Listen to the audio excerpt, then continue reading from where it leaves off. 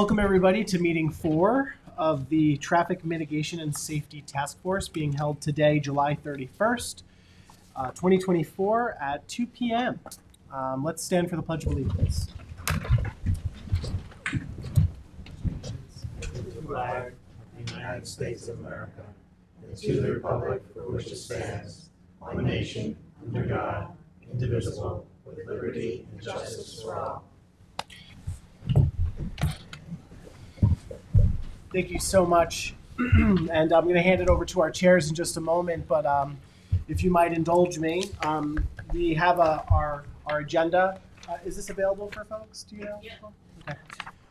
That's great. So our agendas are available if you want to grab one just so you can follow along with us. We're going to start off today first with a couple of comments from myself, but we're going to then go to an update from Suffolk County DPW on the status of their County Road 39 corridor study. So they're going to give us a little bit of a presentation about where we're at in terms of the county corridor study of County Road 39. We were supposed to have a Noyak Road update from Council Member Tommy John Scavone, but he's actually not going to be here. So our co-chair, Tom Neely, will give a little bit of an overview of that project. Then our co-chair will also go into additional presentations on traffic data and something called the 3 E's. We'll then move on to reviewing some of the emails and comments that we've received. We'll have an update from our supervisor, Maria Moore. We may take her point here out of order, just so we can make sure we're satisfying the time constraint that we have. And we'll also get some updates from our police chief, James Kiernan, who's here with us as well. Why don't we go across, just take attendance, who's here? I think Legislator Ann Welker is joining us on Zoom and couldn't be here. I also know Lisa Gorey is also running a little bit behind. She may or may not be here. But if we want to just start from that end of the table and just go along, introduce yourself, and we'll get started. Sure. I'm Jason Cordy, former captain from the Southampton Fire Department. Jim Kiernan, Chief of Police, Southampton Town. Charlie McCardle, Highway Superintendent, Southampton Town. Tom Neely, Town Transportation Consultant. Bill Manger, Mayor, Village of Southampton. Maria Moore, Town Supervisor, Southampton. Michael Iacilli, Town Council Member. And I just want to thank my legislative aide, Paula Godfrey, who's here, who's been taking notes and who's really been doing just such a great job putting these meetings together, making sure the public has notice and the minutes are accounted for and that we're posting all the videos online. So thank you so much for all the work you're doing. I just want to make a statement before I hand it over to our co-chairs. This task force was formed because we understood that there have been ongoing concerns as it relates to traffic. And I've been traveling, and I have to tell you, this summer it's been brutal. We've been taking a lot of comments over the past few months since we started the task force. And we've been taking those comments at the podium and via email. We set up an email, traffic@southamptontowny.gov. And we've been receiving quite a bit and a lot of interesting comments. The public comment aspect to this task force is, I think, precisely what makes this effort unique. This exercise has been extraordinarily helpful for the town to become more enlightened and more informed about what the public is facing in certain parts of the town. And while we are analyzing the key problems, the main arteries, traffic safety measures that are necessary, we also are listening to the people and finding ways to solve the various issues that come to us. Whether it's speed, cut through traffic, we're looking at it all. And I want to credit this approach in particular, this thinking outside the box, to our co-chair, Charlie McCardle, who's really been one of the main voices over the past few years calling for new methods and practices that are outside the box. And I also want to thank Charlie, your office, for being exceptionally responsive to all the constituent concerns that come to our desk. Whenever we need a speed monitor, your office, Deputy Superintendent Mark Brager, is out there working the crew leaders to make sure that they get to where they need to go. And also the site visits. Tom Neely as well has been, our other co-chair has been joining me on some site visits. it's just been great coordination between various departments. Also, we recognize, and our co-chair, Tom Neely, has been very focused on this as well, is finding ways to address these more systemic problems in a comprehensive way. We know that there are main choke points in Watermill, Hampton Bays, County Road 39. And 39, of course, being the main artery that leads to other traffic issues throughout the town. The county's corridor study of 39 is of great interest to the town and its people. And that is another reason why we formed this task force, because we want to be a part of the conversation that the county is leading on. And I'm happy to report that County DPW has an update for us today. And Chief Engineer Bill Hillman, Alex Prego are here. We appreciate that you've joined us today. And we'll get a status on that. And we also know, based on some of the information that we have received from the people, that we need to look at how roundabouts can work in the peripheral areas outside of County Road 39. I would like to, at some point, call on our co-chairs as well as town engineer Tom Houghton, who couldn't be here today, but to maybe work on creating maps and renderings on where those roundabouts can go. I know the Supervisor Moore has been looking at this as it pertains to Watermill and Hampton Bays. And so we want to provide more visuals for the public so you understand what we're thinking about as well. And we'll also at some point publish those renderings and thoughts and ideas and concepts in our final report. I do have several key highlights from our meetings that I do want to review, but I'm not going to review them until we get through some of the agenda items today. I want to make sure we have enough time for everybody and also enough time for public comment. So I'll pass it over to Tom, who will help us lead into our next agenda item with the county. So, and also Charlie, thank you very much to the both of you for helping chair these meetings. Thank you. Thank you, Councilman. The number one item on our agenda, the first item today, is a County Road 39 study update from Suffolk County DPW. And here to review that with us is the Chief Engineer for the county, Bill Hillman.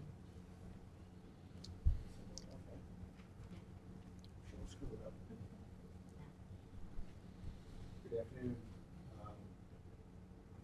Again, Bill Hillman, Chief Engineer, Suffolk County Department of Public Works, along with me is the Assistant Chief Engineer, Alex Prego. Welcome. Thank you both Thanks for for being joining here. us today. You're very welcome. Happy to give you an update and go over some ideas and thoughts that we have right now. So, quick agenda, introductions, project location, project goals, background, tasks, timelines, size and scope of the congestion, a little history lesson, it's my personal favorite, roadway capacity, discussion, alternatives, and a Q&A if necessary. So project location, I'm sure everybody in this room knows where County Road 39 is. That's an easy one. Project goals, improve capacity is the major goal. Reduce congestion, vehicle delay, air, noise, pollution on CR 39. Reduce local detours, congestion, and alternate routes. And here's my, again, personal favorite: reduce congestion in downtowns, Hampton Bays, Southampton, Watermill, Bridgehampton, Wainscott, East Hampton. I'm sure everyone wants their downtown back, so that's, I think, a big one. Safety on County Road 39, bringing it up to today's standards. A little background. So the Suffolk DPW team is intimate, very intimate with County Road 39. I was hired in 2004. We had this very similar circumstances back then. School children were waiting on buses, or being on buses for hours. Nurses and doctors couldn't get to the hospital. Teachers couldn't get to schools. Employees couldn't get to jobs. Very, very similar situation. We then widened the roadway, studied the roadway, widened the roadway in 08 and 13. Since then, a lot of that capacity that was generated has been chewed up, if not all of it. In around 2015 is when we started talking to the town again about, what's the condition of the roadway. when we talk travel runs later on, myself, Alex Prego, our director of traffic, Neve Parada, we did those travel runs. When I say that there's probably no 3 people other than myself, Alex, and Neve that know County Road 39 better, I would bet my house on that. We understand the complexities of the roadway. We understand the complexities of the congestion and what's causing it, and potential solutions. We need to study it all. I'm not saying we don't need to study it, but we have a very good grasp and concept of what the issues are. There's no one else out there. We can hire consultants. We can hire as many consultants as you want to study this, but ultimately, I can tell you that the 3 of us know more about County Road 39 than anybody on this planet. So that's just a preface. So obviously, there's major congestion. County Road 39 is a critical artery. It's the only major roadway east of Shinnecock Canal. Just think of that. There's no other roadway, no other multi-laned roadway east of the Shinnecock Canal. So for all the South Fork, there's one roadway. That's part of the problem. So as far as our study goes, data collection, conceptual development, planning and analysis, public outreach. We're going to have extensive public outreach. Some of the solutions we're going to have are going to push the envelope, and there's going to have to be extensive public outreach. So project timeline. We are in the data collection phase right now. We started that before the summer. We need summer data. That's the most important data that we can collect. Sometime in the fall, we expect to have a public information meeting. That would probably be my last meeting, just so everyone is aware. It would be multiple. After that first one, we'll have multiple public meetings along the way. We'll be crunching data, coming up with alternatives. So we're looking mid-25 is when we'll start to really get into discussions about what potential solutions are. Size and scope of the congestion. So I think we can all agree that there's severe congestion. It's congesting our downtowns. There's significant use of local roads to bypass the congestion. The entire roadway network east of Sunrise Highway is insufficient. The peak periods, we used to call it the peak hour. Remember that? The peak hour. It's now 5 hours. So we call it a peak period now. And this is one of the largest peak periods I've ever seen in my career. Again, I've been a traffic engineer for 35 years. And I've worked on, JFK Expressway, JFK Airport, Lincoln Tunnel, Holland Tunnel, the George Washington Bridge. Not many of those facilities, which are major facilities, have a peak hour of 5 hours. So it's a daunting task. We have a freeway leading into a multi-lane highway, and we'll get into that a little bit deeper, but that's one of the major problems. Truck traffic. There's been a significant increase in truck traffic from over the last decade.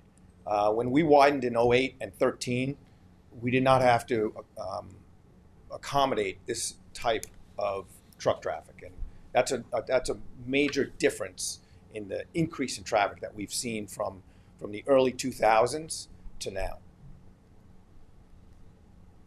So we did a quick origin destination study, and I'll just go over this very briefly. We're going to do this in much more detail as the study progresses, but essentially 60% of the vehicles are destined for south of or east of CR 39. So if you see the red area on the map, it's circled in red, that's 46% of their traffic, and I call that in the vicinity of County Road 39. So 46% of the traffic is staying in the vicinity of County Road 39. The blue, which is the north side of the South Fork, that's about 32% of the vehicles are destined for those locations. And about 30%, it's surrounded in yellow, is destined for the south side of the South Fork. So again, what we intend to do is try and better define where people want to go and then try and help them get there. Land use, I won't spend a whole lot of time on this. Suffolk County does not get involved in land use, but I'm sure everyone's aware that land use is a big driver.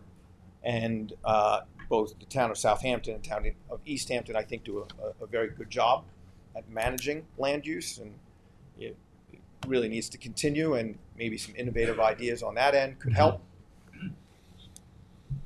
And my favorite slide, the history lesson. So 1969, there was $160 million to extend Sunrise Highway. Think of that. $160 million in 1969. That was a lot of money. In 1970, the town, I think, had its first master plan. 1972, the community opposed extending Sunrise Highway. 1975, the governor canceled the Sunrise Highway project. 1984, New York State DOT did a South Fork transportation study. In 1996, we have another study, the EETC. 1999, we have another study. In 2000, we have another study and task force. 2001, we have another study. 2005, study. 2009, study. Okay? 2008 and 13, Suffolk County widened County Road 39. So here we are in 2024. What are we going to do?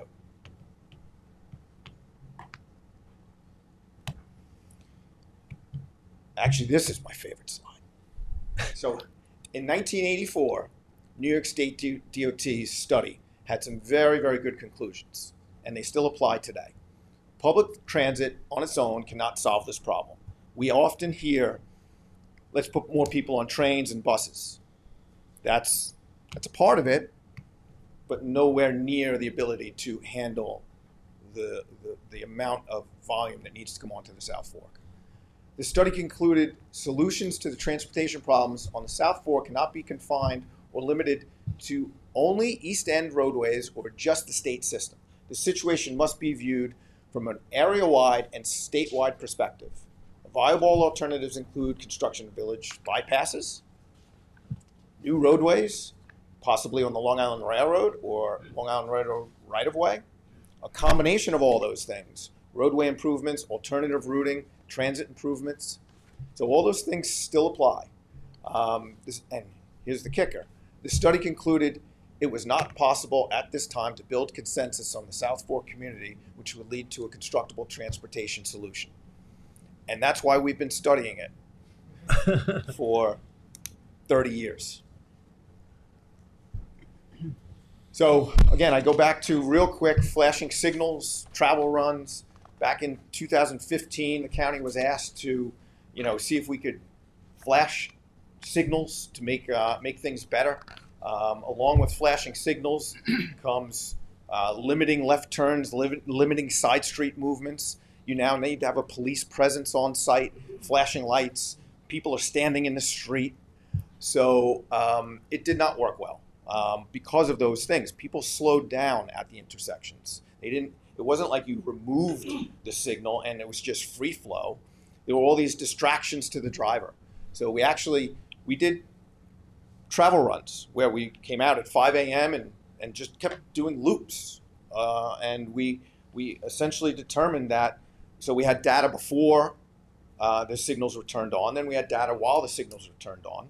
And we determined that actually it was detrimental to the roadway. We had an increase of 1 or 2 minutes to the travel times. So, and again, myself, Alex, Neve, and the higher echelon of the traffic engineering department, we did those travel runs. We saw it with our own eyes. We wanted to see it with our own eyes so that we could stand in front of, a task force like this and community members and speak to it personally. When you say before the cones or flashing lights are in place, do you mean that day or before the program started at the same time that it would have been. Because Yeah, if good. you're there earlier in the morning, maybe the traffic's not Good at the question. same level. We did it a week before. The first week, we did travel runs. Say, if we were going to do a flashing program, say Tuesday, Wednesday, Thursday. The week before, we did Tuesday, Wednesday, Thursday. So we had every day the week before. Then during the flashing, we had travel runs for while the signals were on flash as well. So it was very, very compatible data. And when was that? Let me go back. Sorry. No worries. 15, 16, and 22. I think in 22 we only flashed one signal. Yeah. Yeah. I think that's right. Okay, so now we're going to get into a little bit of traffic engineering geek talk, and I'll rush through this quickly, but I'm going to turn it over to Alex.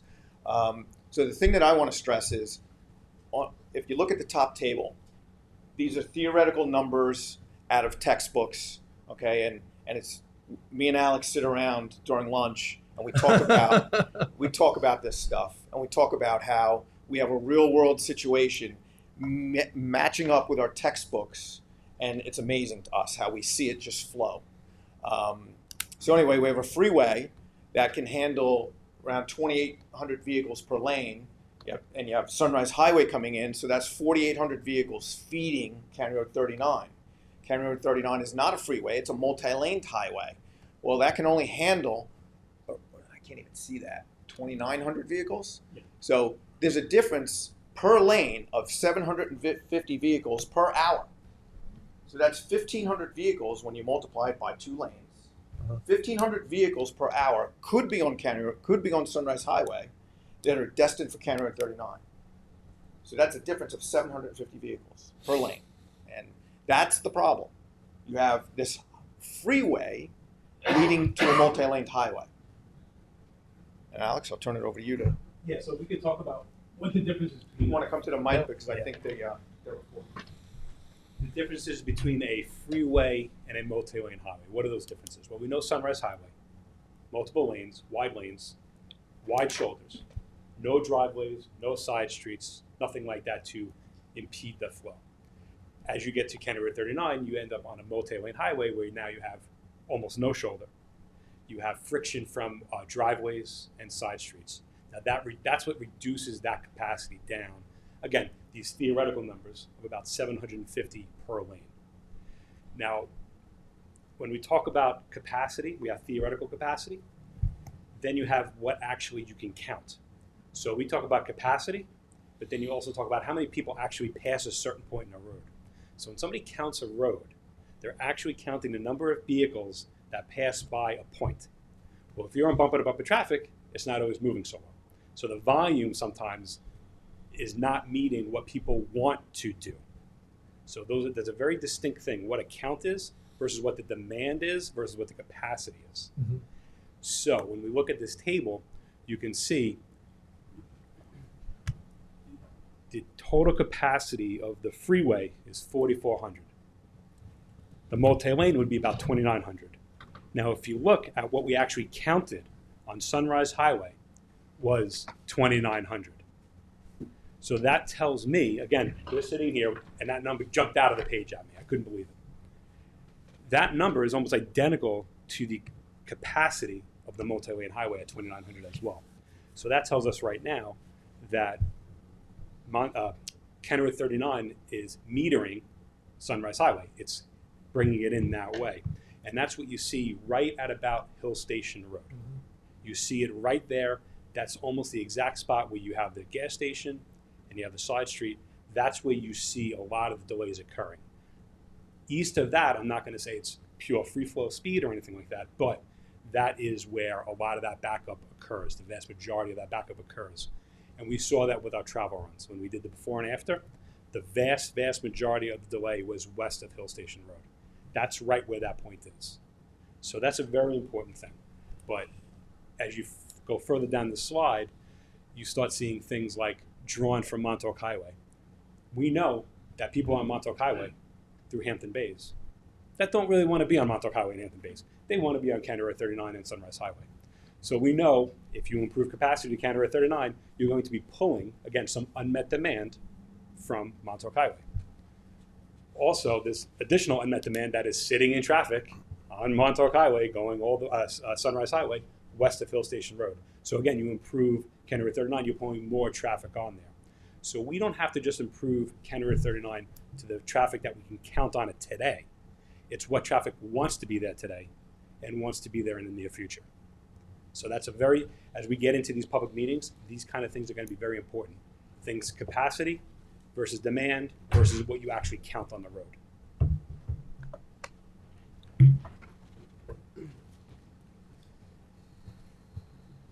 So one more point on this. So when you have the existing volume on Sunrise Highway plus the unmet demand, it's essentially 4,000 vehicles. Then you have to add a growth factor onto that because we're going to get federal money for this job. County can't afford it. The feds are going to require at a minimum a 20% growth factor on top of that. So you're going to put 4,000 times 20% is 4,800. So that means a 3-lane highway. So if you take the original number of, I can't even see it anymore, 1,450, 3-lane multiple highways. So 3 lanes. If you expanded County Road 39, you'd add another lane, you'd add another 1,450 per hour. You'd have a total of 4,350 per hour. Well, we're already at 4,800. So we're standing here to tell you today that you could add a 3rd lane to County Road 39, and it's most likely not going to meet the demands. So you need something more than just adding a 3rd lane. That's not going to work. That was pretty shocking to us when we came to that conclusion. So what does the future look like? Not really sure. And we're not here to tell you what it's going to look like. But what we want to do is help guide this community and elected officials to what will work. And see if we can finally get to a point where we can all get on the same page and maybe make some improvements. But they will be big. We need to think big. This is not a small problem. This is a huge problem. Things we've heard, or things I've heard over the last 20 years, County Road 39 is the gateway to the East End. I get it. I don't dismiss that.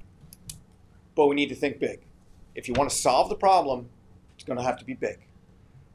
Those solutions don't fit the character of the community. Still, get it. But just adding a roundabout, taking out signals and putting roundabouts in, not going to do a thing. Not going to do a thing.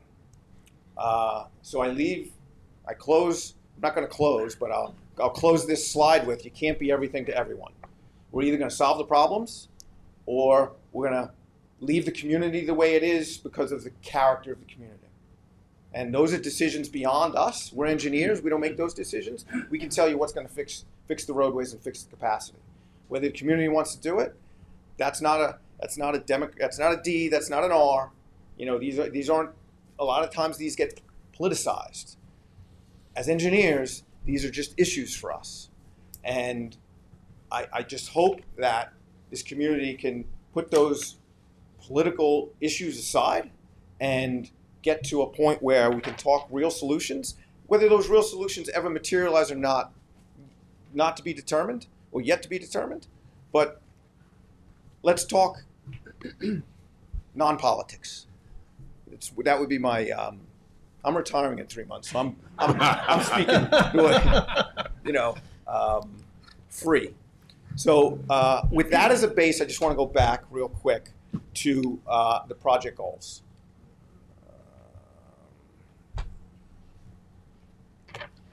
Okay. So reduce congestion into downtowns. Again, we can all agree that that's a very important goal. And just keep that in mind.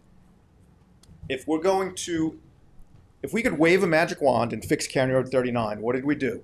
We took the congestion off of Sunrise Highway and we moved it onto County Road 39 because we didn't do anything else.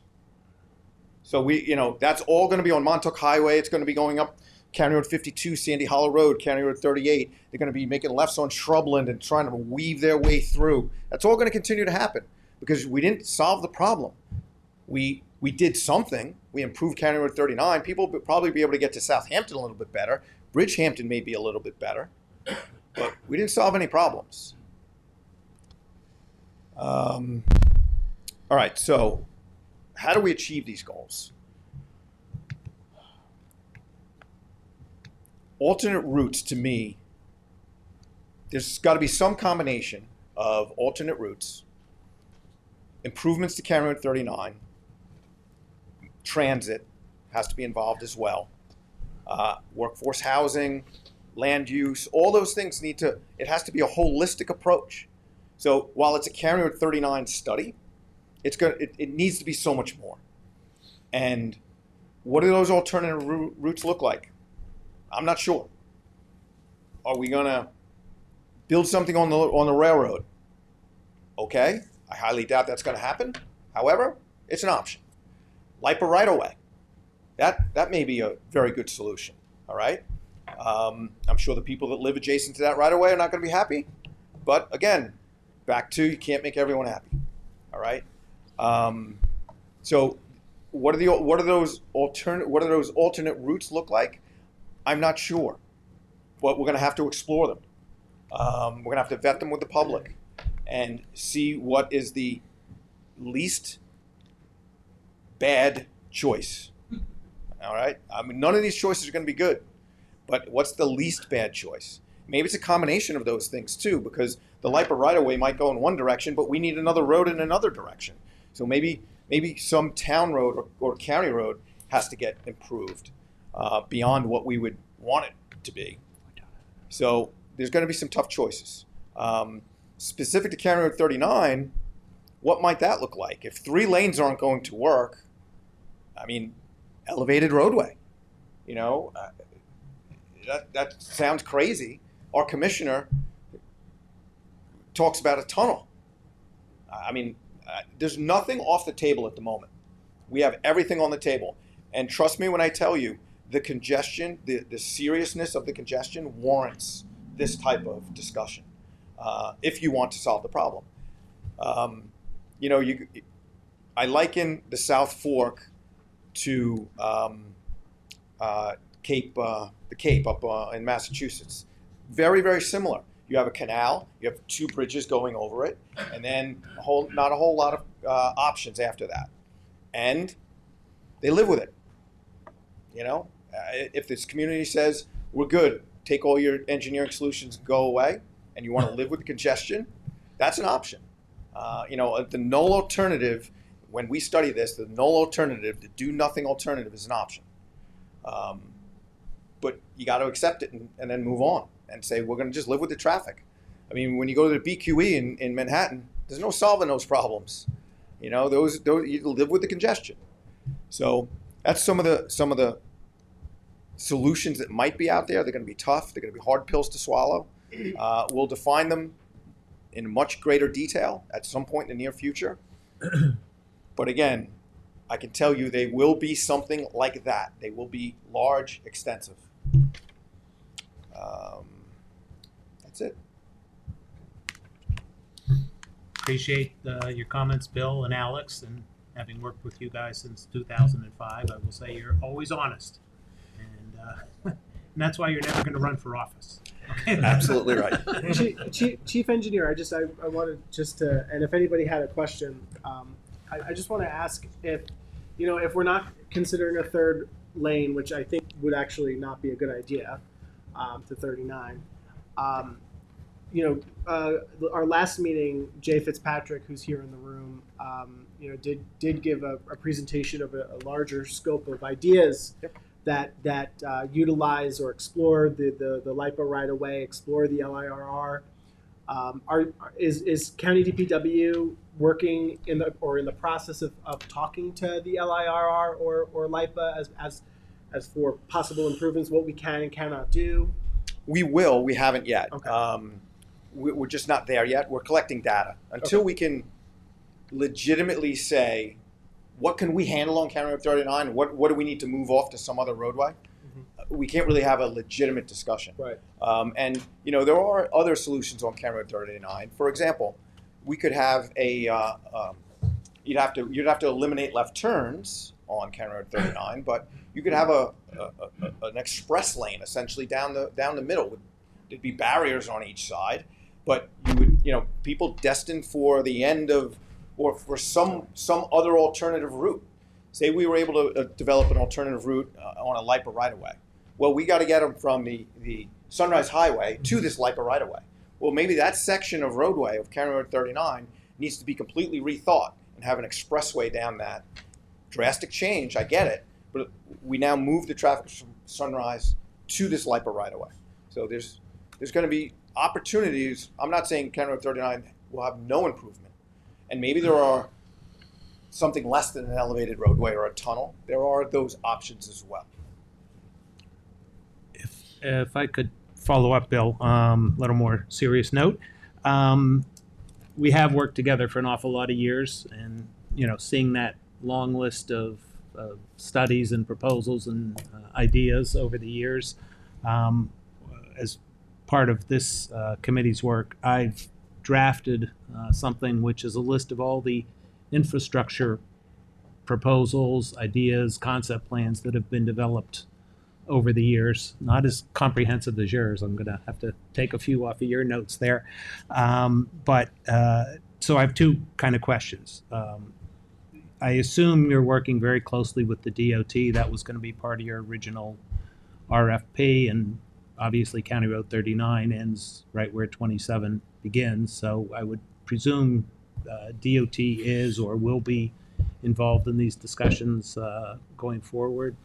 Yes, they will to some extent. Essentially, our road, as Alex explained, our road is really backing up onto their road. So, if the discussion from their end is really going to be get your traffic off of our roadway. Right. But yeah, we'll definitely going to be. As you pointed out, the issues don't end when you hit Watermill. They continue on that end of it. They could, yes, the east end of it. So yes, our study again is for County Road 39. We're hoping we can have some larger discussion with the community at large. If we believe that we have support, I think that it's logical to then loop in the state, because yes, we'd be dumping them all onto Montauk Highway. Right.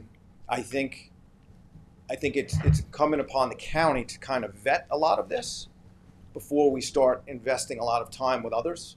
Okay. I think it's important to identify what the problem is, really understand it, and so that and with data, so that we're not standing up here just saying, "Trust me, I'm an engineer, and I got 35 years experience." So, but we're going to have data to back all this up, so that we can then talk to the community and say, "Here are the challenges. Here are what we think are some of the solutions." And if we get some buy-in, I think it's then we're able to take the next step. Okay, good. Absolutely. So, you need hard numbers to have those hard conversations with LIPA, with Long Island Railroad, and frankly with the state and FHWA for funding as well. You need hard numbers to have those hard conversations. True with them and also with the public as well too. Right. So right. That's it. That's where we are. That's what we're doing right now, getting that data collection and analyze the existing conditions, and then have those hard conversations. Okay. And I'm glad you mentioned the word funding, because that's another thing that we've kind of been talking about, getting to the topic of funding at some point. I don't know if right now is the right time to kind of generally talk about how that process works, or if maybe we can invite you to come back to the meeting next month, where we may talk about some of these projects that have been proposed and kind of revisit some and talk about funding. Yeah, I can give you a very brief overview. So federal money flows to three primary entities: New York State, Nassau County, and Suffolk County. New York State gets the lion's share of it. Actually, the Long Island Railroad gets their money just taken off the top. And then the three partners, I'll say, we kind of identify our projects and our needs and we negotiate essentially for projects. But New York State, they have the largest system on the island, so clearly they get the largest piece of the pie. So then once that's determined, Suffolk County has pretty good flexibility on determining what we want to spend our money on. I will say we have a lot of needs. We're spending $180 million on Smiths Point Bridge. We have a lot of needs on our structural end. We built a lot of bridges in the 50s. They're coming to the end of their useful life. We'll have a lot of bridges that need to be replaced. So we already have a very robust federal aid program. Not to say that we can't fund particularly studies and design projects, but projects that we would envision on the scale that we're looking at. If we ever get to a point where we can say these are some things that actually may work and the community would accept, trust me, we're going to pivot to the state and say this is truly going to become an extension of County Road 27. Why don't you take this on? But that's a ways away. But we have funding to get us through some of the design, clearly the studies and the designs, but to fund these huge mega projects that we're envisioning, it's going to be tough. And I think Bill was speaking about a lot of the current normal federal aid that we deal with. There's also other opportunities that come up. They tend to be competitive by nature. So again, the hard numbers and showing the actual improvement over a 20, 30-year life cycle plays heavily into that. Because you have to always justify the federal money that you're going to get, which is what this is going to require. And even more so if they're for competitive funding sources, which they may be. Thank you. Any other questions? Great. Thank you, gentlemen, so much. And also, please relay our gratitude to Commissioner Bartha, who sits on this task force. He couldn't be here today, but we appreciate that he is committed to also helping us through this process. So thank you so much. Thank you. Okay. Hold on one second. Did you want to talk first before? Do you want to take it out of order? Yeah. All right, just Tom and Charlie, in the interest of time, can we just move agenda item 6 out of order, just so Maria can talk a little bit about the roundabouts? Sure. And then we'll go to your presentations. Okay, thank you, Michael. Mm-hmm. Just, to recap, we're not just looking at County Road 39 in these meetings. We're trying to look at other issues on the side roads as well. And I became aware that there were some renderings from New York State for 3 traffic circles that they said they thought had merit. It's not the solution, but it's worthwhile, I think, to look into it. One is they're at either end of Watermill. One's at Little Cobb Road, and the other is at Scuttlehole Road. And then there's one in Hampton Bays by where the old diner, the abandoned diner, is located. So I did speak with Brett Thiel about, if we were going to pursue that, what are the next steps? Because these were done quite some time ago. And he said he would arrange for a meeting with the regional director from the Department of Transportation to talk about funding and next steps. So I'm looking forward to engaging with him on that.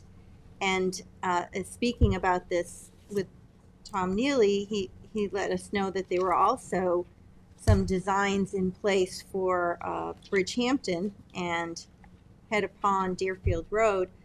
So there are things that were done, studies, evaluations that we can take off the shelf and look at. Perhaps they were shelved because there was no funding, and maybe that's there's something's changed now, or there's more funds available, more collaboration. So that's just what I wanted to say about the traffic circles. I think they work. It's not going to solve everything, but it's worth investigating, in my opinion. And I think that Council Member Iacilli agrees that we should spend a little time delving into that. Yeah, especially those key choke points in Watermill. Mm-hmm. I think that affects Southampton. It affects everyone, and I know that it gets really backed up over there. So if we could try to free up that traffic, and I think the traffic circles can demonstrate that, and the state does agree with that conclusion. I think that would be very good. And they already, they provided some renderings to us. So. And this is, by the way, not in lieu of the County Road 39 improvements. This is also in addition to. But I think, the the presenters indicated, that's going to be a long, years of studying and evaluating the data and talking about solutions and getting the funding. So if there is some things we can talk about, like the zipper lane to move the traffic along, we should implement some of these changes at least to In the get some interim. relief. Yes. In the interim. Okay, Lisa. That's all I wanted to say. Thank you, Supervisor. Thank you. Did you have something else? No, I was just going to say, I'd like to also include as a possible, analysis, that light in Watermill as well. So it's not only where Cobb Road enters Montauk Highway, but it's also that light in Watermill that is really a major choke point. Well, I think Tom, is it true if we were to look at these two renderings from the state, that would actually take out the light, correct? Right. The Would it? idea would be to Yeah. bookend Watermill with two roundabouts. You remove the signal in the middle, Okay. and you have no left turns. So anyone that needed to go, if you're on the south side, or if you want to go west, you'd make a right, go to the roundabout, and come back. If you're on the north side and wanted to go I see, east, I see. you'd go Yeah. to the I'm roundabout following, yeah. and go east that way. And last week I brought those renderings up on the Zoom when I was Zooming in that meeting. I was not feeling well. But we could maybe revisit those again, and they'll be in the final report for sure. Right. And some of these others, we're going to go try to find those early concept drawings. And as I said, maybe we'll go over this at the next meeting Sure. if that's appropriate. Yeah. And did you want to just give a quick update about the Noyak Road? Yeah, just briefly, Councilman Schiavone could not be here. I had worked with him prior to my leaving the town in 2021. I had worked with him and our town engineer at the time, Christine Fenton, on early plans for a sidewalk along Noyak Road from Brook Hill up to about the Trout Pond area, and including improvements at the Long Beach Noyak Road intersection. The town, long story short, I think the town put up some matching funds and applied for a grant and has received a grant for that project. But I think to give it a fuller explanation, Councilman Schiavone plans to be at our next meeting and maybe tell us a little bit more about that. Great. So, But is that, if the grant money's been approved, is that slated then to go forward? if the grant money's approved, it's the expectation it would go forward. Yeah. So, Michael, I do have a few things. First of all, Bill and Alex, thank you very much. And it took me a little while, I guess, as a freshman superintendent. My wheels are spinning and coming up with ideas, and I'm sure you guys hear it all the time. I know you've been in place for a lot longer.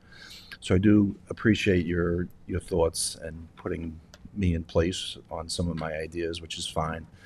One of the things is that, first of all, I'm very happy that we are not political with this committee, and it's one of the things that I'm very happy about.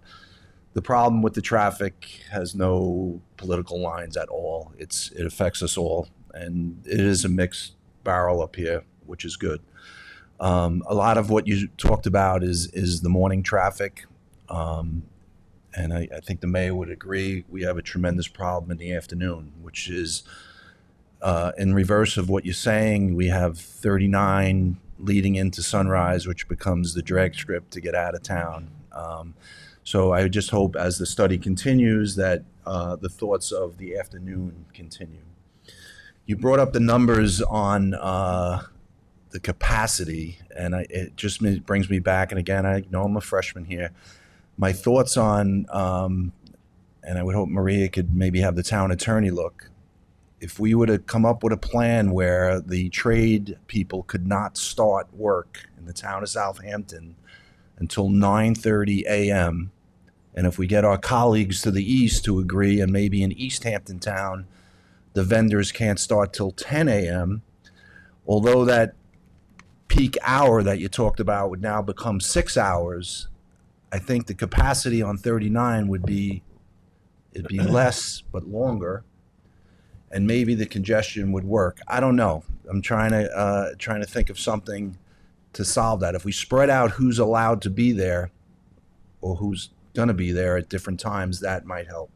It's the same thing in the afternoon, starting at, I don't know, Mayor, what would you say, 3 o'clock, 4 Yeah. o'clock? 3 and it goes till 8 now. Yeah, you have the 5 hours in return, where if the vendors now were working till 6:30, 7, and again, you can't please everybody. We have noise ordinance. You can't use an electric gas blower, and people have to all work with us. But there's got to be a way to do it. I'm not a fan, and only because I don't think it would work, about workforce housing. I don't think that the workers would ever, jump on that, because work changes. You could have the East End go crazy, and then there could be whatever, a furlough or a thing when building permits were not given out for a year. That workforce is going to move to where the work is. So I'm not a fan of that. I don't know if it would work or not. The same thing with the with the workforce parking on the East End. Guys want their tools. They're not leaving their vans with they're taking their stuff home. But anyway, some of these things I just wanted to bring up. And again, I appreciate you guys, and I don't mind being schooled. In fact, I enjoy it. But on the traffic circles, I did meet with Senator Palumbo about the Watermill traffic circles. That was a while ago with some of the representatives from the hamlet of Watermill. I support it 100%. I think it'll, first of all, create a beautiful hamlet in Watermill where Main Street would mean something, not just be traffic. And we did, again, we talked about it. We did a project on Old Mill Road, which is a little cut that causes a lot of traffic in Watermill, where we closed it while we were doing some drainage. We set up some cones, which would essentially form the traffic circle from Little Cobb to Montauk Highway. And the people that lived on Cobb Road wanted to know what happened. They could actually get out of their driveways. They could move. So there are some things. The light would be eliminated. You would be forced to do that whole circle. And again, I think it would create quite the main street for Watermill. But I think we have to look at trying to separate who's on the road at what times. And I think if maybe the town attorney could look at, if it's possible, if there could be a code that you can't be at somebody's residence till 9:30 in the town of Southampton. And again, I would start with the whole town, and then later you might lighten up on the west part of town, because they may not have the same restrictions. But I think Charlie, on that, because I like the idea, but I've also heard some people not like the idea. But what if we look at that? Could we limit the amount of vehicles that are allowed per building permit approved? So that you don't have, when there's a project occurring, you don't have 17 vehicles going to that one site, and they're limited to a set number of vehicles. so. We talked about that, and then we always revert back to enforcement. Mm-hmm. So there's no way with all these building permits you're going to have anybody that's going to be able to monitor all of those. I think if it's across the board, look, we've had some interesting things. We've had a program where people, and I'm going to date myself, could take a Polaroid picture of somebody in a parking spot if it was handicapped, and they could send that to the police, and the police would be able to write a summons for that. Mm-hmm. So if all the neighbors knew that no one's supposed to be on that property till 9:30, the pool guy, the tennis court guy, the landscapers, and the fine went to the homeowner, and it increased very much each time. Those homeowners would make sure there are no vendors on their property at 9:30. It's just an idea. And I like the idea. I wonder if it also comes down to simply revising the noise ordinances themselves. Well, they're going to have to be there later, but I don't know if the noise ordinance, if in the town you'd be from 9:30 to 6:30. Right. East Hampton you'd be from 10 to 7. Right. And then on the way home it would be spread out also. Do you want, let's move on to the presentations, and then we'll go from there. Yeah, Bill, you have Bill something? had a comment. Oh, Bill, go ahead. This is where I get schooled. No, I think it's a great idea, and I've been meaning to talk to you about it, and I keep dropping the ball. Oh, okay. Building on your idea, the enforcement just got me, but I think I worked around it already in 30 seconds. When you issue a building permit, maybe you have, because you want to spread now you're going to have all your trade trying to come across, the canal within an hour, and that's going to be, I think, difficult from a traffic standpoint.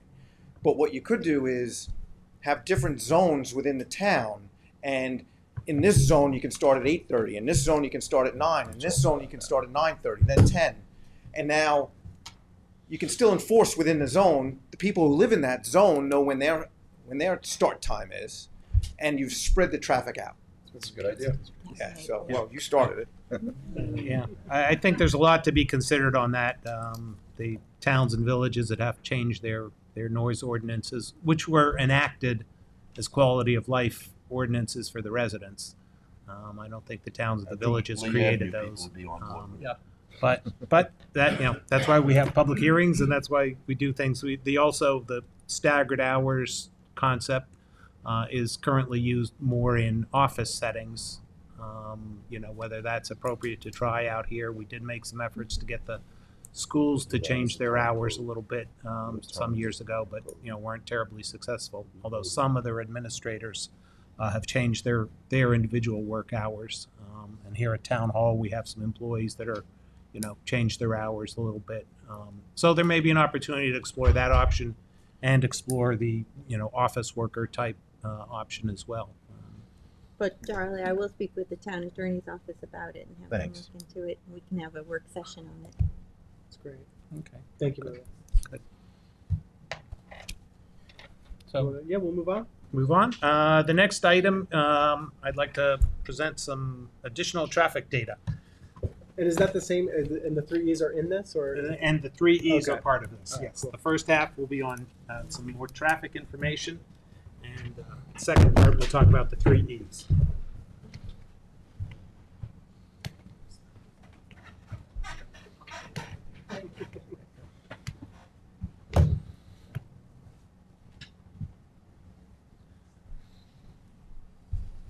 Okay. As I said, we have a presentation here. Part of it is a follow-up to the May 1st presentation. You may remember I presented some traffic data, traffic volume data from the, there's a traffic counter just west of County Road 39 where the Peconic Bridge goes over Sunrise Highway. It has a 24/7 traffic counter, so there is constant counting of traffic volume eastbound, westbound. I presented some information on yearly totals and things like that. Donna, who's not here, so I'll have to give her her own presentation when she's here, or when I get a chance to see her. She had asked about breaking out eastbound and westbound traffic information. So the next chart, if you'll click one forward. Okay. As I said, this is taken from a traffic counter managed by the State Department of Transportation just west of where County Road 39 and Sunrise Highway merge. We had been looking in those earlier presentation, we looked at May and July, kind of isolated those figures for the whole year. We isolated those 2 months, and so I've looked at those two to provide eastbound traffic volumes and westbound traffic volumes for May 1st to 31st. The eastbound, the first column, is the average annual daily traffic, 22,500 vehicles roughly on a 7-day-a-week average going east, and on a 5-day-a-week average, that's with the 7 and the 5 above, the 5-day-a-week, the work week average is 25,500 vehicles going east every day. In July, those numbers increase. A 7-day average is 26,500 vehicles a day, and on the 5-day work week average, it's 29,800 vehicles. And you see the totals there in the last column for the month, eastbound and westbound. For May and July, you see those totals. You go over to the westbound column on the right, the average annual daily traffic for the month of May for 7 days a week average is 20,800 vehicles. The 5-day-a-week average is 25,000 vehicles. In July, that goes up to 25,200 vehicles and 28,900 vehicles on the 5-day-a-week average. And that is from July of and May and July of 2023. You'll see the Tom, total Tom. figures. Can I just interrupt? Yeah. So if you look at July, the total eastbound coming over the canal. Yep. 900,000 for the week, 916 That's for the month. for the month. Yes. And you see what's going back westbound for the month? And that's just where I was going, Charlie. You picked that up. They're all going through Southampton Village to get home. Well, I think I looked at that. That's a possibility. I think more likely the possibility is that westbound there is an exit at North Road before this traffic counter. So it's capturing all the eastbound traffic at the Peconic Bridge. It is capturing all the westbound traffic except what's getting off to get on North Road. And I wish we had 24/7 type of data for 39 for Montauk Highway and going through the village. But I think, as we discussed at the last meeting, they do periodical checks on those, but there wasn't really enough to kind of isolate that information. So I think the more likely explanation is the westbound vehicles are peeling off at North Road, to go down to Hampton Bays. That's what I think it is. And then the figure for May, that's about 9.1% of all the annual traffic. And for July, it's about 11% of all the annual traffic. If we go to the next chart, we're going to look at the same information, but broken out on a chart by hour. So that top chart is the May traffic volume and the going east, and the chart right below it is the July traffic volume going east. The black line represents the 7-day average. The pink line is the 5-day work week average, or not average, but traffic flow. The yellow highlights are I put yellow highlights on there. I don't know if you can quite see them or not. Barely. Can barely see them. Let me see if my clicker would help. I see him, Tom. Yeah. You see them? Yeah. Okay. There's a yellow highlight, little yellow dot. That is where the traffic volumes cross the 1,500 vehicle per hour mark. And I think this kind of dovetails a little bit with some of the information Bill and Alex were talking about traffic volumes. I picked 1,500 because more or less I think that's kind of when you begin to reach your peak in that area, or your traffic volumes. So 1,500 was kind of a nice target number there. You can see that the actual volume goes up in May. It peaks at a little over 2,500 vehicles per hour, and that's somewhere around the 5:30 a.m. Time period. It crosses 1,500, then it peaks at around 2,500 at about 5:30 or 6. That number is fairly close to what you see in July as far as that early morning peak. But you'll notice in July, and again, there's little yellow highlights on there. I'll have to work on a better color next time. But you'll see the little yellow highlights. The numbers peak or cross that 1,500 line at about the same time in the morning, go to roughly the same volume when they peak, but it's extended much later in the day to be above that 1,500 vehicle line in July, when you look at July compared to May. So throughout the whole month of July, the traffic volume is heavier throughout the entire day. So, and the next chart, if we'll go click one more there. Now, this is the same information going west. These are the same comparisons. Again, I have little yellow dots there, a little hard to see, but you can see that the westbound traffic begins to cross the 1,500 vehicle per hour line somewhere around 4 o'clock p.m. and continues in May until somewhere around 7, but it's later till around 8 in July. You'll also see that bottom chart, which is July, those volume numbers are much higher for a much longer period. It's much more of an angled curve there in May. It peaks much sooner, it peaks and drops back down in July, it continues at a fairly high level. That's a 2,500 line that it's peaking at, is at about 2,500 vehicles. So that, let's see. Now, next chart. This chart we had looked at. I won't spend a whole lot of time on it. This was the original chart that I had presented in May, which showed those combined volumes, May and July, where we combined both east and west. And again, as you see, the totals in July are longer, higher in volume, and go longer into the day/early evening when you compare July to May. So now the next chart, and I'm going to give a shout out to Ron Hill, who I see is here. I was going through some of our old data, and this is from our town comprehensive plan update, the transportation elements portion of our town comprehensive plan. This is a chart, and I know Ron did this, compiled this. This is a chart from 2000, which shows the eastbound and westbound volumes for the month of June. We don't have May or July in that report. We have June, so I'm using June.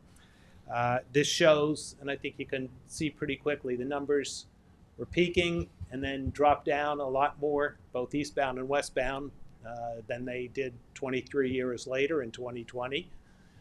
And it's also interesting to note that yellow highlight line is it peaks at 1,700 vehicles eastbound and peaks at 1,800 vehicles westbound.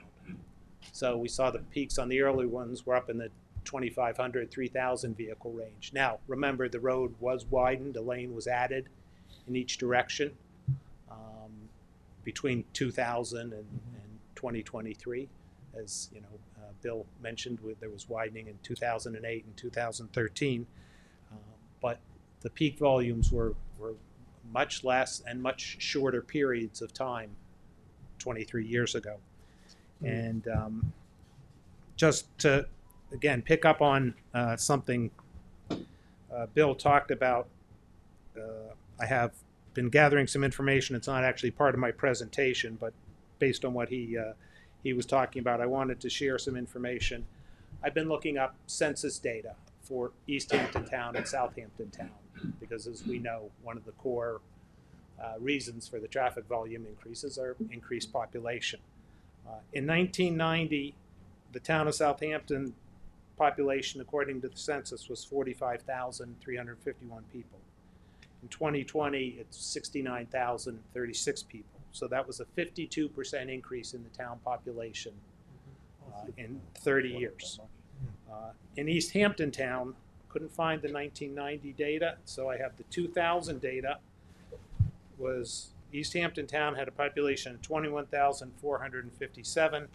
In 2020, 20 years later, had a population of 28,388 for a 32% increase. So Southampton increased 50% in 30 years. East Hampton increased 32% in 20 years. So just kind of reinforces some of the other findings. Now, what I'm going to jump to a little bit, talking a little bit about traffic safety. That is, as we know, part of our charge here, and we've heard from many residents on this issue. So, Paula, if you would go to the next slide. We're going to talk about some concepts in traffic safety, and if you'll click to the next one. And this is for folks that have been doing a lot of Googling. I know people do a lot of Googling and searching and learning a lot about traffic safety. So I wanted to talk briefly about the concepts. The traditional traffic safety approach has been what's been called the 3 E's: education, engineering, and enforcement. The concepts have been evolving and changing over time, and one of the things you hear a lot now about these days is something called Vision Zero.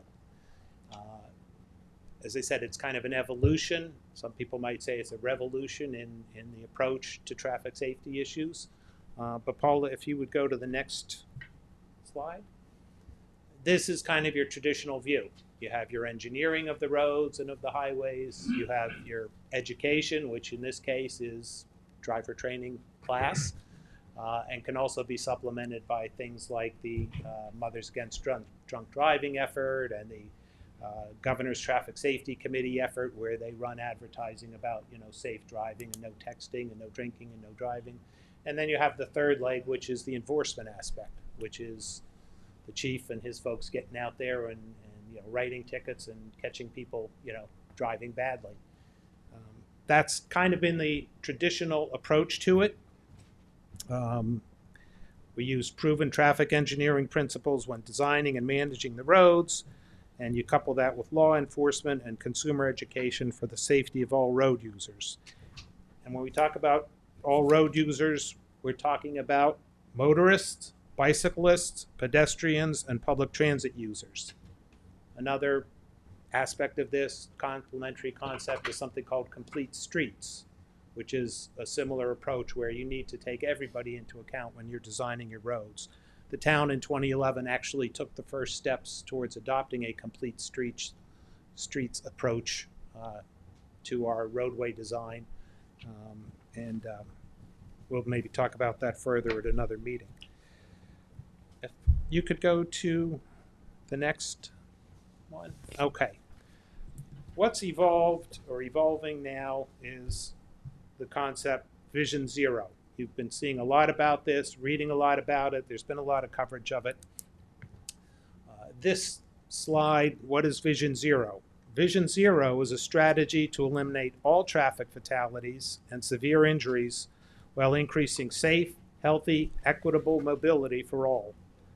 First implemented in Sweden in the 1990s, Vision Zero has proved successful across Europe, and now it's gaining momentum in major American cities. There are a number of cities throughout the country that have signed on to this concept. I think the closest one to us that I know has gotten some publicity is Hoboken. They've been very aggressive in their approach, but there are an awful lot of places that are kind of taking this concept. It's gaining many followers. This, I should point out, this slide is taken from the Vision Zero Network website. The Vision Zero Network is an advocacy organization for this concept. Now on the next slide, show you a comparison of traditional approach to their the Vision Zero concept. And I will say right off the bat that this is, again, from their website. These points are theirs. I'm not sure I'm 100% in agreement with all of these things. That traditional approach, traffic deaths are inevitable. We need perfect turning behavior, is that? Human behavior. Human behavior, excuse me, I'm a little fuzzy on this. Prevent collisions, individual responsibility, and saving lives is expensive. That's kind of what they say is the traditional approach. Their approach is that traffic deaths are preventable. There's, again, I can't read my own. Human failing an approach. Thank you. The human failing part of it is a little more forgiving, I think, than what they say the traditional approach is, and they want to prevent fatal and severe crashes, and it's a more holistic system than the traditional system that had your three legs. And saving lives is not expensive. So that's, again, the advocacy group's position, points of view on this, and I think that's what, kind of we're evolving to more of that approach. And I should point out, as you see from this, their focus is on preventing fatal and severe crashes and injuries. And a lot, as you read through their literature, a lot of that is focused on speeding, because I think, as we know, and our traffic engineers in the room know, the higher speeds people travel, the greater the chance of severe, the difference between an accident at 20 miles an hour and an accident at 30 or 40 miles an hour is tremendous in terms of human, injury or fatalities. So that's where their focus is. The next slide is, this is now how it's translating or evolving into the Federal Highway Administration. our state and arm of the US DOT, the Federal Highway Administration. Here's how they look at it. Well, this first chart is how Vision Zero looks at it. They have a leg with system planners and policymakers. They have connection then to the individual road users and the responsibility of individual road users to act in a safe manner. And then the third leg is the follow-up reviews and procedures when road users make mistakes, as they say, to review designs and policies when severe and fatal accidents happen. The last chart, if you'll go one more, thank you, Paula. This is how the Federal Highway Administration sees the Vision Zero approach as what they call the safe system concept. This is from the Federal Highway Administration website, their safe system approach webpage. They break the concept into 5 areas of focus, the 5 E's: safe road users, safe vehicles, safe speeds, safe roads, which speaks to the engineering, and post-crash care. So each of these are different, it's evolving, and while these approaches are evolving, it's important to note that coordinated, cooperative approach is an element of all of them. I think we're going to go deeper into this topic as the committee's work progresses into a final report and recommendations for the town board to move forward. Thanks, Tom. Thank you. Do you want to ask about? So thank you, Tom, for that. The data is certainly very, very interesting and is pertinent to our study and our work in drafting the final report. I wanted, before we get into the review of the emails and public comment, and we don't have a lot of time, we're going to want to make sure we have enough time to read some of the cards from those who wish to speak. And there's probably some folks on Zoom too. Let's take number 7, agenda item number 7, police updates from Chief Kiernan out of order. We'll just hear from the chief really briefly. I know you don't have a lot for us, but you may have some updates. I will be brief so we can get on to public comment. I want to say that I know the county engineers, Bill and Alex, for many years. I've worked on some of the projects they presented with them and on County Road 39. And I trust and agree with the opinion they presented today.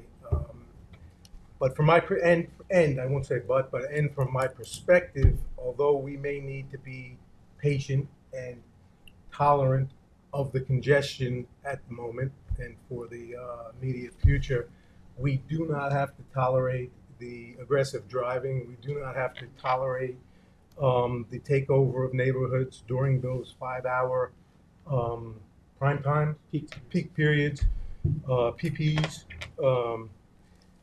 We can through enforcement, we can tone that down. We can bring those speeds down. We can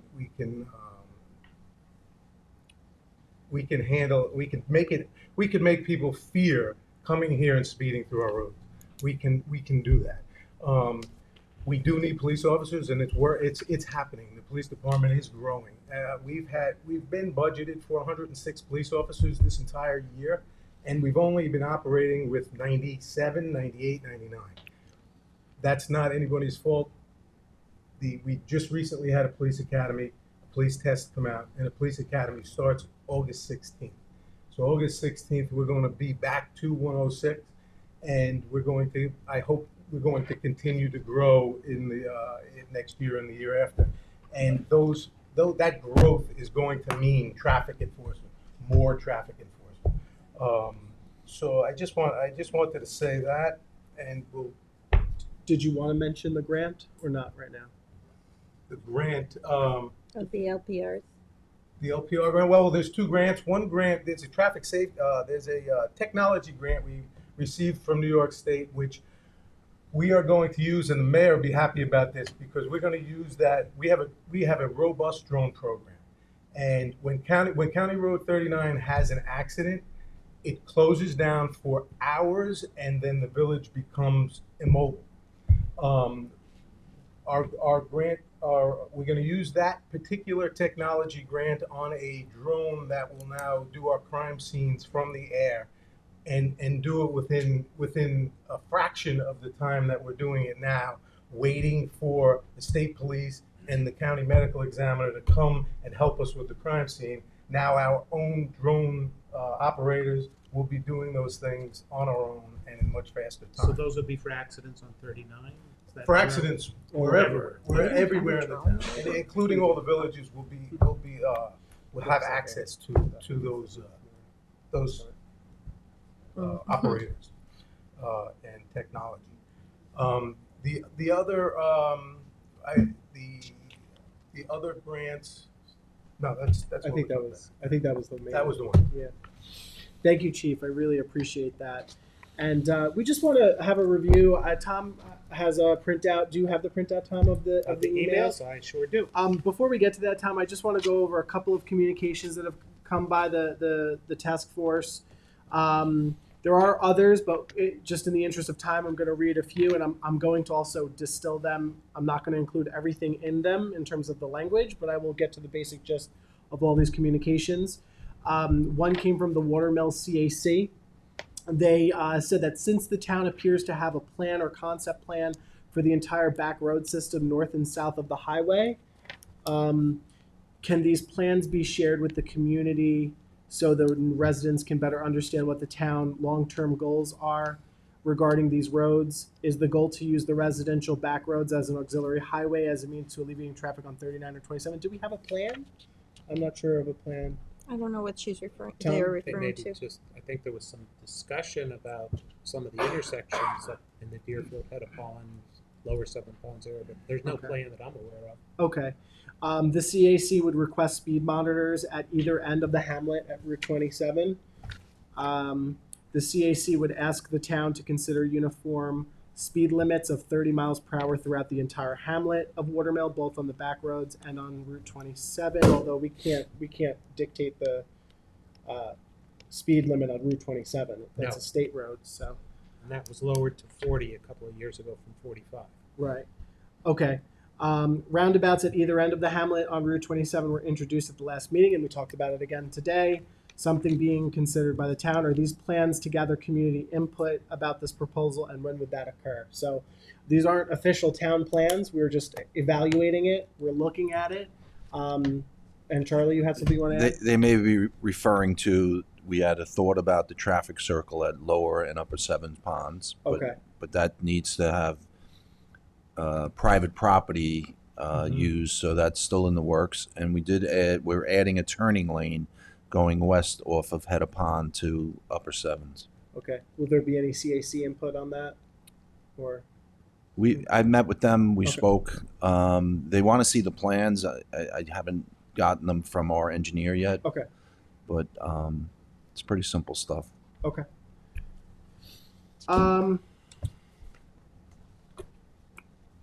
This came in. We live at 126 on White's Lane. We are just east of Sabonic Inlet. The limit is 30 miles per hour. The vast majority of cars are traveling at 25 to 55 miles per hour in a straightaway. There are no speed monitors. We responded to that, and we're working on getting, thanks to the responsiveness of our chief of police and also highway, coordinating together to get a speed monitor over there. It may actually be there today. We also got something about Henry Road. They also requested a speed monitor, and that's happening. Is that in the village? No, not in the No, village. it's just, The other Henry Road. we have Henry Street. Yeah. Oh. We also got something from somebody from Tuckahoe. I am regularly passed on a double yellow line on Millstone Brook while driving. Often the stop sign at the left turn onto Sabonic Inlet is ignored entirely. So just something to put on our radar in terms of maybe enforcement. We'll also, I'm working with my office and Tom Neely and the town engineer to maybe look at doing a site visit over there. The no left turn, this is somebody else. The no left turn onto Shrubland from 6 to 10 a.m. is being totally ignored. In addition, the speed at which folks are driving down Sabonic Road after making this illegal turn is way above the speed limit all day. So we'll look at maybe trying to put a speed monitor. We had a monitor You had a there. monitor there? The average speed was like 36 miles an hour, Okay. so they might be over by a little bit. Okay.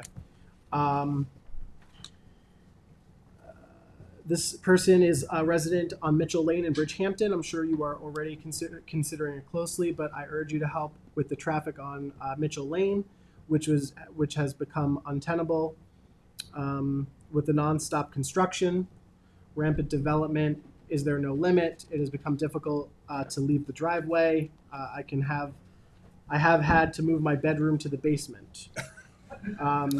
The traffic begins at 5 a.m. and slows at 7 p.m. The winter months are better due to the aforementioned construction, not just new houses, but old ones built and rebuilt. That's a question about zoning there, and we'll have to take a look at Mitchell Lane. I don't know if we have before. I think we may have, but we'll review that again. This is coming from the Greenfield Road community. They would like to hear more about County Road 39 and it being patrolled and the police presence. I'm happy to say that we worked with the chief of police. Did you want to comment on that, or did you want me to just? Yeah, the chief of police will be able to provide an officer over there at the corner near the gas station for maybe an hour or two, a couple days a week. To hopefully, monitor what's going on there and ease folks' concerns. We are working on that, and we understand that traffic issue there is very, problematic.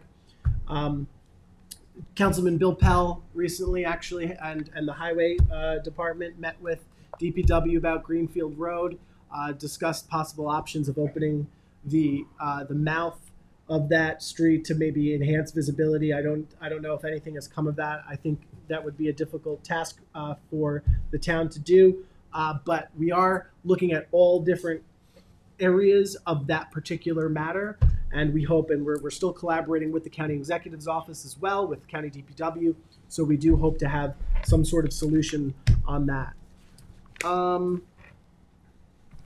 went through that, and this is we received some letters of support from folks about the Noyak Road improvements, but we also received some concern about the project with the sidewalks. Some people believe that it won't reduce the speeding. Another consideration is who's going to maintain the proposed sidewalk. Also about changes to the aesthetic beauty of the community were mentioned as well, and concern for that particular matter. Tom, did you want to just review other comments that we've received? Yeah, you got a couple there that are on my list, and a couple I'm going to have to get from you to put on our master list. Since our last meeting, we have heard from Debbie Harrington, who actually spoke, and we should point out that these are the emails we've received. They don't include the people that have spoken at our meetings unless they follow up with an email as we request. So Debbie Harrington, with a lot of suggestions and concerns regarding County Road 39, regarding the McGee Street intersection. Jay Fitzpatrick sent a follow-up to his presentation at our last meeting, and he would support workers starting later, working later, and only working Monday through Friday. Cindy Lavecchio was following up on her prior request or petition to lower the speed limit to 20 miles per hour on Cedar Lane in Remsenburg. Yeah, we went out there, and highway got a speed monitor placed over there. Okay, and then I had one about Henry Street, but I think you covered. Yep. So looks like between your communications and what I've been tracking, we probably have about 40 communications from residents. A little over. Like Yeah, and all of those communications, we're looking at everything, some of which require more internal and engineering opinions. We can't just act on every single one that comes to us. We try to. Trust me, we try to. But also recognizing, too, that our speed monitors that we place, especially the portable ones, are limited. So we can put them in some places, but we have a limited amount of them. There are some that are actually transportable and also do get fixed and planted into the ground. We recently procured 5 of those that they actually went and were installed thanks to the efforts of the highway department and also some site visits that we had with the highway department and the police department. Thank you, Chief, for helping us out in Hampton Bays and Wakeman Road. But I also want to let everyone know that Councilman Pell and I are also and with the supervisor's help, we're going to try to get an additional 5 speed monitors procured so we can have additional ones, because we are limited in the amount of them, but we also understand that there is a psychological element to speed monitors. If people see them and they're flashing, you kind of want to be a little cautious when you're driving. And I know that for many of our fellow neighbors, you have reported to me that you feel safer when they're there. So we'll do everything that we can to make sure we get. Yeah, we should be additional able to work monitors. that into the budget. Yeah, for sure. So why don't we go on to public comment? We have a couple of cards here, and then we'll move to Zoom.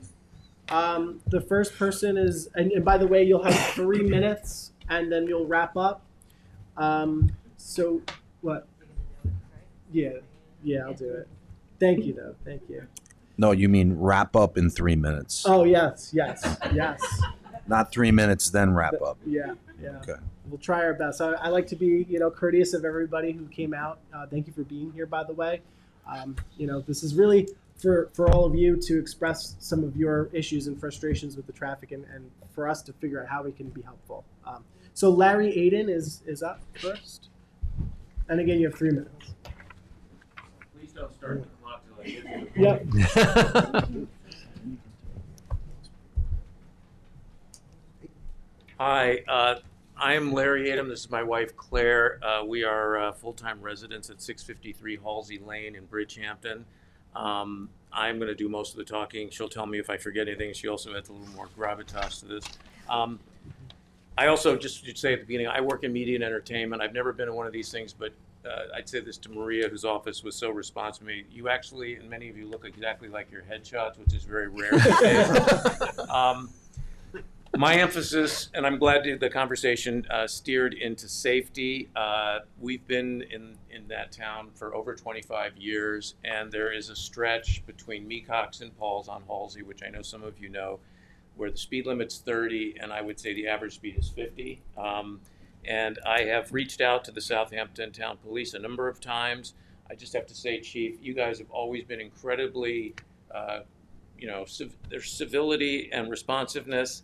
And I get that there's only so many officers, and yet I wanted to elevate this, so I wrote to the supervisor's office and was, I must say, struck by how quickly I got a response from Jackie in her office, and then the invitation to be here today. And I just want to compliment you. This is quite, I feel like we're very fortunate to be involved and invited to speak on this initiative. And I just would say that including, we appreciate that the first part of the meeting is going to take years, if not decades. And yet I'm hoping that something can be done on this front sooner than that. I get the impression from the last few moments of conversation that's true. I don't want to have to be that guy who I read about somewhere who sat in a garden chair with a hat on, looking somewhat official, and a blow dryer that made people think they were being tracked speed-wise. The speed monitor, there is one of those nearby on Paul's, which I suspect helps. I get the impression from your comments, sir, that yes, it does, psychologically lower it. I guess I'll just ask a question, unless Claire wants to add to this. Is it possible that you could do what they do in New York City, which is do the photographic tickets, which don't require manpower? I'm sure there's money involved, but we've all gotten tickets where it's your car in a certain place when you shouldn't have been, or making a turn. Right. Or in addition, or either that, or even have some speed bumps, because as you point out, as the population has increased so substantially, every summer it just feels like the number of cars going 50 miles an hour down the street, where people are walking with their babies and people are biking all summer long. And, we don't have the luxury of having bike lanes or pedestrian sidewalks. And so, all summer long people are walking. And my feeling is, having walked around and also biking, I just feel that constantly this is an accident waiting to happen. On our street, it's gotten so much worse, which is why we're here today. But I'm sure we're not the only ones. You can hear other people other people's comments as well, is that I think there's a real pedestrian and bike issue right now. It is exacerbated during the summer, and none of us want to see people get hurt or, God forbid, killed.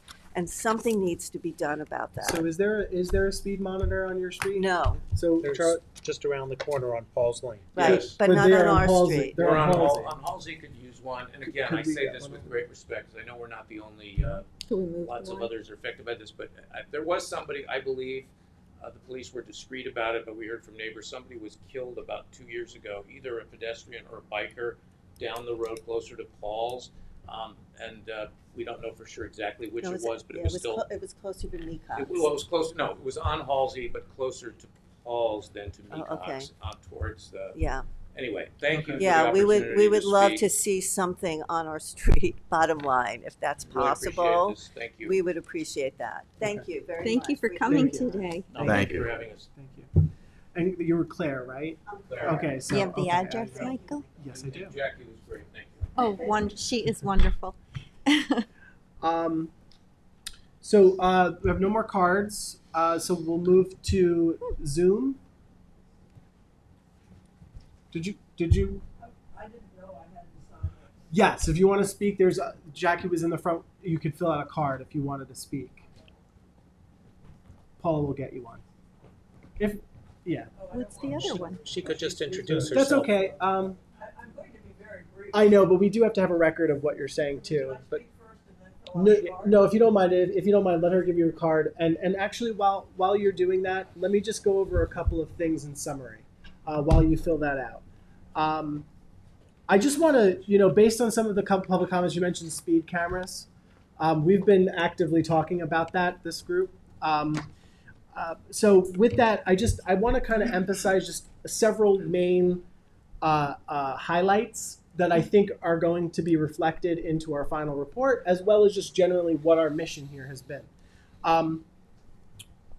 We want to fill an existing traffic and safety director position. We have it currently, and what we'd like to do, we'd like to have that position obtain concerns from the community and respond directly to constituents.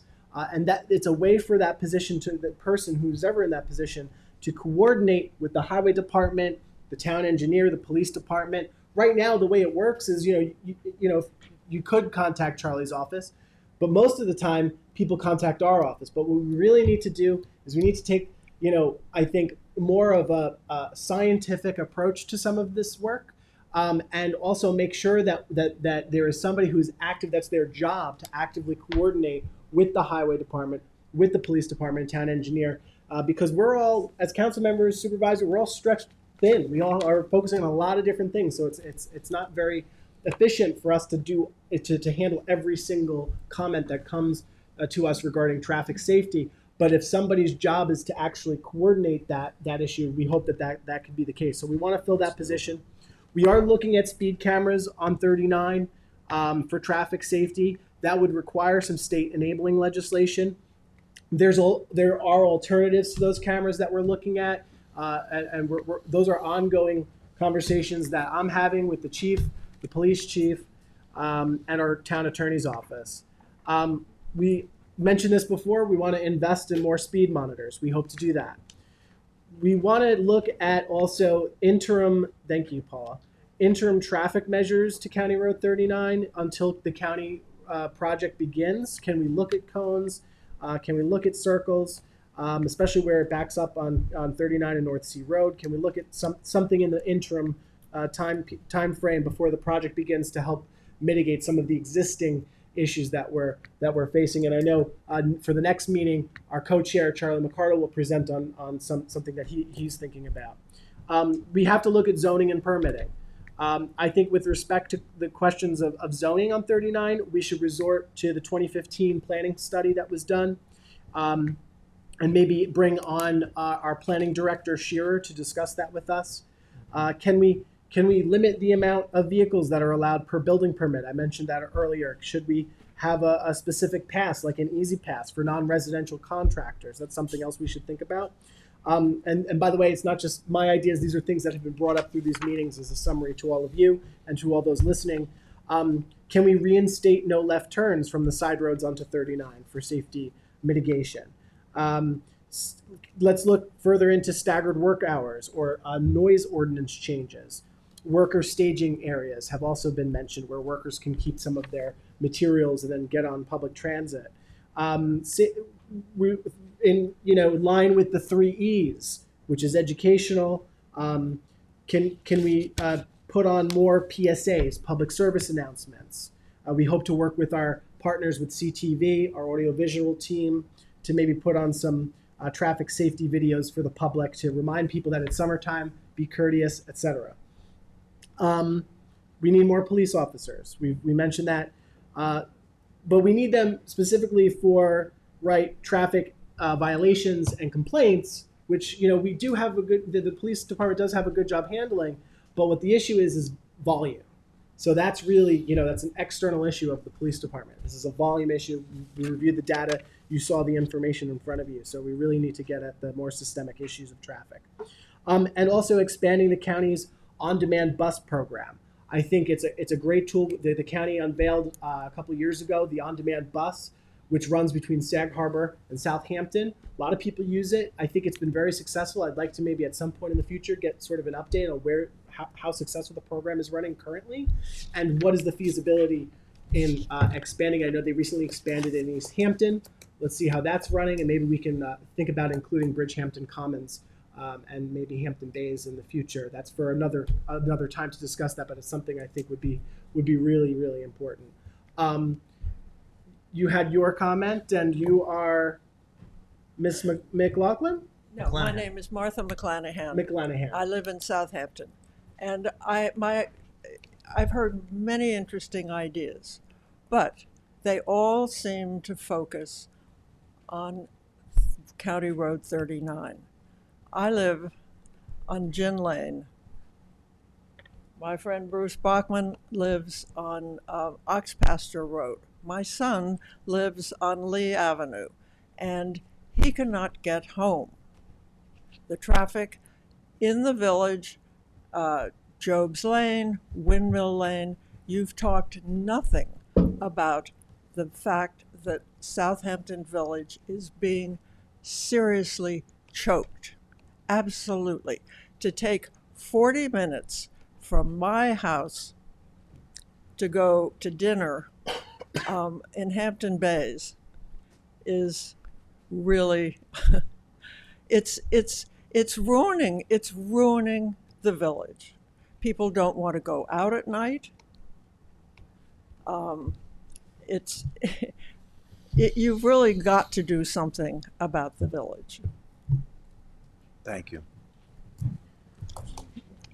Yeah, I would just say, Marty, as you know, it's the volume of cars and the fact that County Road 39 cannot handle the cars. Everyone uses Waze. Waze tells every driver how to manipulate the village streets, the residential streets, to their advantage. And unfortunately, we're the ones that are paying the price. So I'm not sure if anyone has ideas. I'm all ears for ideas. I don't know what to do to decrease the volume. But it's really a volume problem. And until we can address the volume problem, there are still cars going to be coming through smaller streets. I mean, really, I'm absolutely, any ideas can be put forward to me, to this committee, and we will address them immediately. But I'm speaking to your son tomorrow, I believe. But anyway, again, we are trying to do what we can, but we are constrained by the roads and the infrastructure that we have. I think we're trying to do that. I mean, again, Bruce or Marty, anyone here from the village that has any ideas, please bring them forward, because we will try them. But it's just difficult to deal with the volume of cars. Okay, I have to stick with I'm sorry. Lee, from Lee Avenue, we have Santo Domingo or Lauren. Right? Sorry. Can I see the cards? Yeah.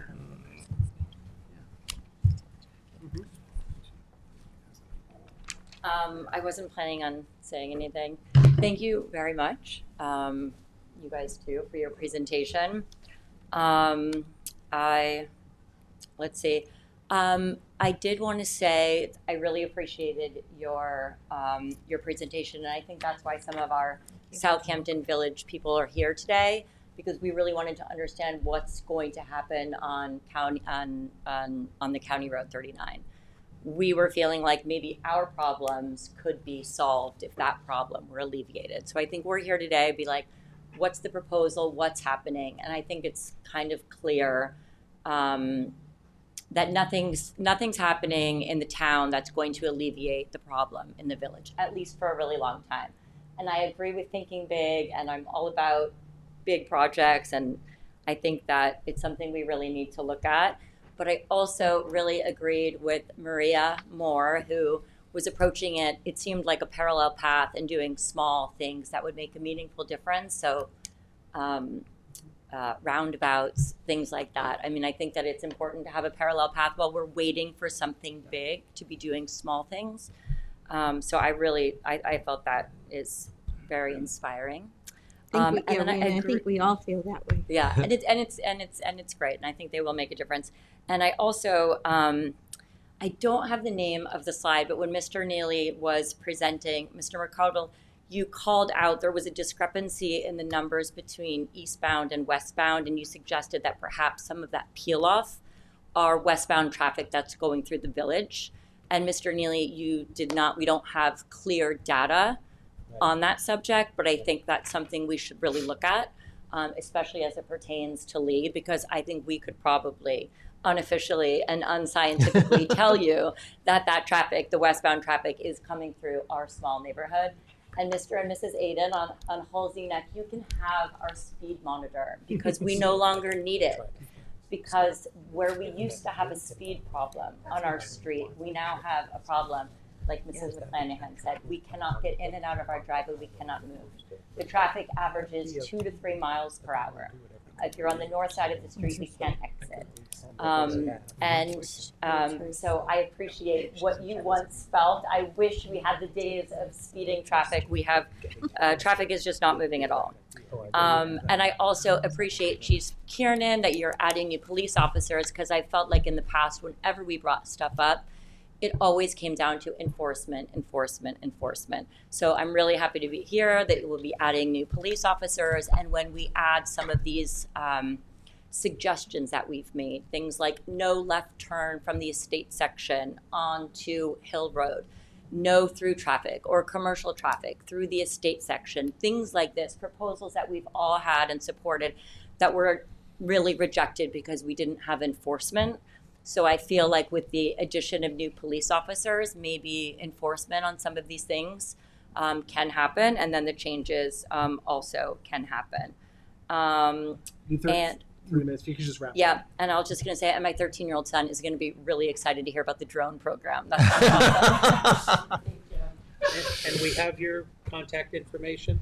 If it's legible, yes. If we do find some information from the Hill Street area, we'll certainly share it.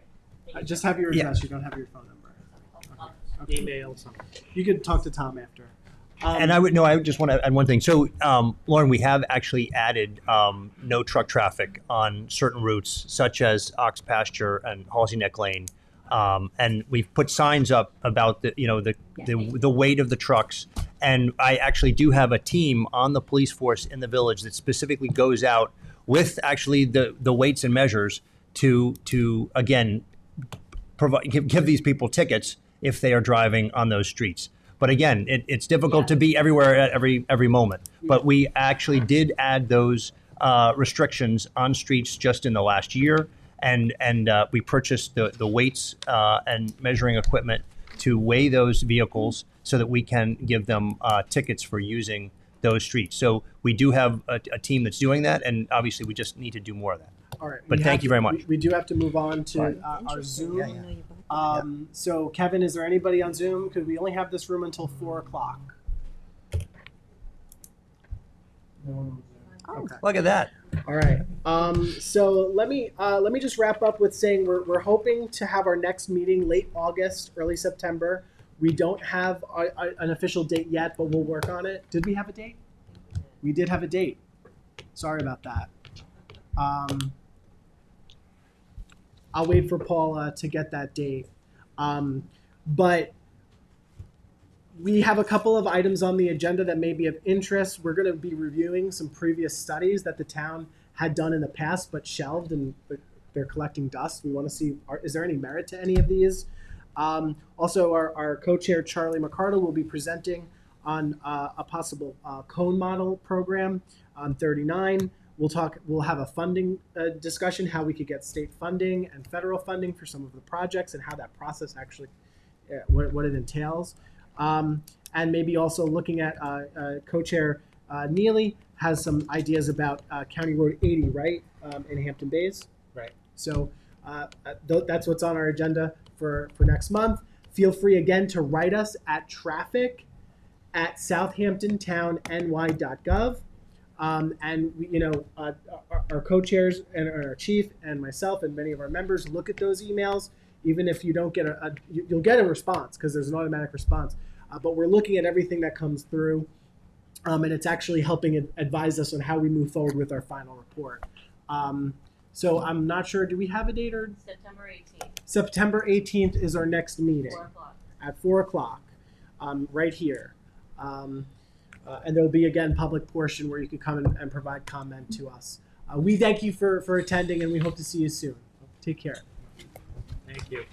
That's very efficient, putting it right in there. Yeah, yeah. Again, if I don't do it now,